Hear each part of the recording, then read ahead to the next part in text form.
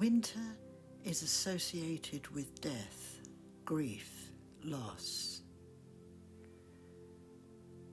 Why is that? Winter gives us a portal through to another season, another dimension. Winter helps us accept the fact that we must pass through the death experience so that we know what life is about. Just as spring helps us accept the fact that we must pass through the life experience so that we know what death is about. But we don't often talk about winter and spring quite in this way. In fact, we don't talk about it at all, so by the time we reach summer, death is simply an ugly, unfair, and a seemingly cruel process. It seems that it's almost an unnecessary process, especially when we live in this quite strange age of entitlement. Death is no longer seen as a bridge that we must cross. If we are to fully enjoy and engage with the fruits of summer, and by the fruits of summer, I mean the simplicity of what is being delivered by the natural world, the light side, the dark side. For only by appreciating this will we understand what a shadow may mean to us. In our times when we lose someone or something dear to us, we feel we are left out in the cold, left out there, delivered to the unknown. So we reach out for a light. We don't know where that light is or what it is. We only know that we must search for that one place that will take the pain away.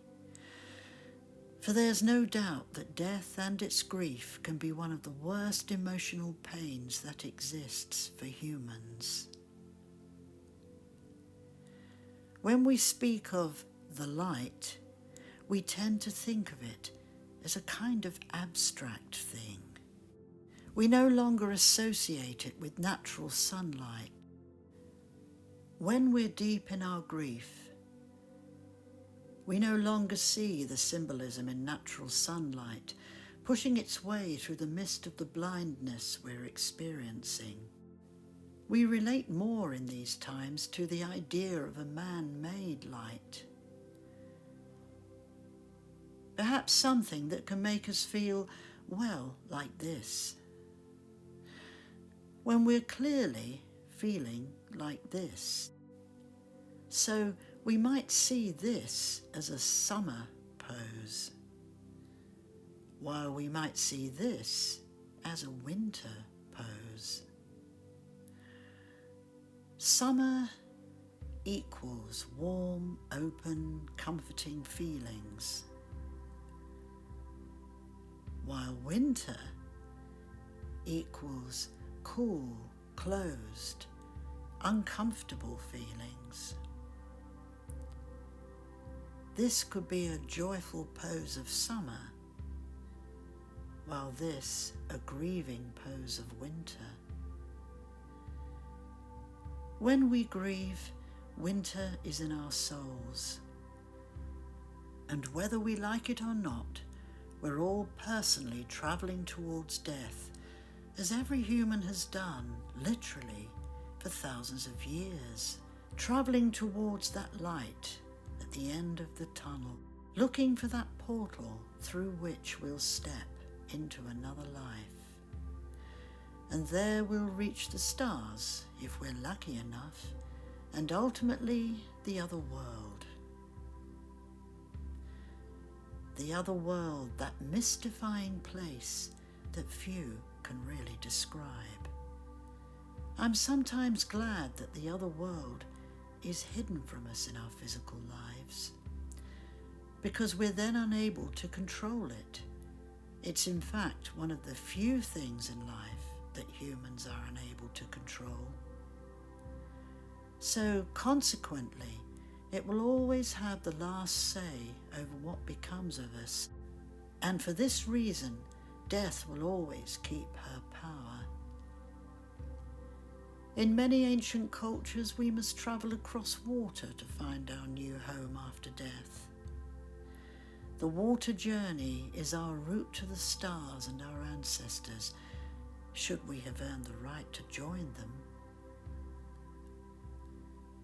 Ancestors, those prehistoric beings we're all related to. So, should you lose someone you love, whether it's a spouse, a grandparent, a baby, or a child, whether it's a parent or guardian, or a beloved pet, even if or when you finally lose your own life, finding the light at the end of that tunnel means accepting grief, accepting the pain, accepting the tears.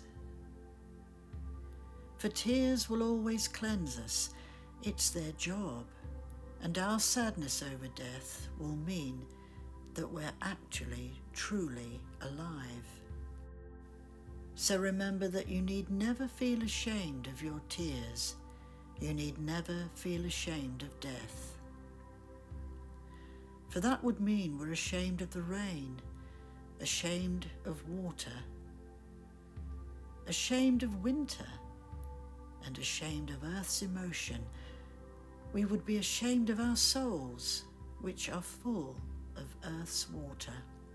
It would mean also that we're ashamed of life itself and earth's natural cycles.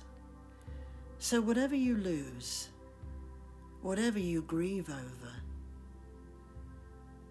know that it's all about this, winter, when everything dies and prepares for new life again. Just as something within you must sometimes die, so must the earth die every single winter, so that we're all familiar with that experience. Why? Because it's essential to have that experience if you are a member of Earth's family. Remember what ideas we humans have attached to the subject of death. It was humans, not Earth, who created this. And it was humans, not Earth, who created this.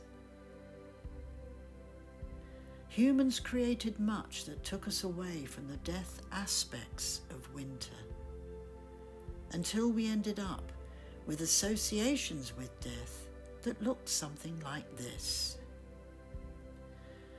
And all the time we were looking for this, a way out, a way back to the stars, looking for a portal through which we could pass so that we could return to our ancestors. I think we need to be far more poetic about all of this, far less rigid. So instead of thinking about this when reflecting on death and wanting to find the light, try thinking about this, winter's symbolism and what winter really means. Try thinking about water, grief and emotion, and how water relates to all of that and to our souls. Try exchanging inner light for natural sunlight, which is the most powerful light we have. We need to understand that the light is never ours to own. Just as death is not ours to own. For aren't all things borrowed, just as they have been for millions of years? We are all destined to meet the same situation, exiting life in the same way, all looking for that portal that takes us home. And we do this in the way of our earlier ancestors, and perhaps they still try to teach us this from the world beyond, Finding the natural sunlight will bring us a new life, a new spring. For in the other world, the natural world is still with us, waiting to take us to new levels of understanding. But it has to start here, now, with you, with us, with understanding that death and grief are natural parts of life. Death is a part of life as much as life is a part of death. And that is the way it has always been and always will be.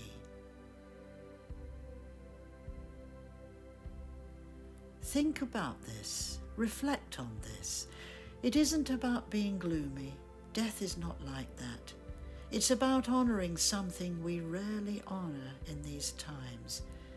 You have it in your power to reflect on grief, death and loss in the ancient way, and that light at the end of the tunnel. It's all there. You just have to look for it.